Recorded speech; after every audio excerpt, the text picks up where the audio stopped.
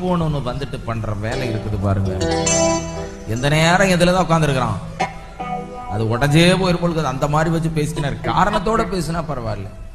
1 மணி நேரம் 2 மணி நேரம். அதனாலதான் ஒரு பாட்டு பண்ணி எழுதினேன். செல்லு போன உலகத்தையே கலக்குது, அதில் பல்லு போன கிழவி கூட சிரிக்குது.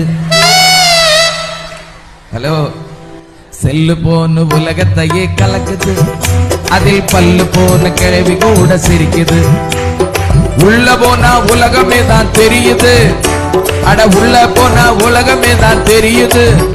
ஆனா மெல்ல மெல்ல மனுஷனையே அழிக்குது, அது மெல்ல மெல்ல மனுஷனையே அழிக்குது.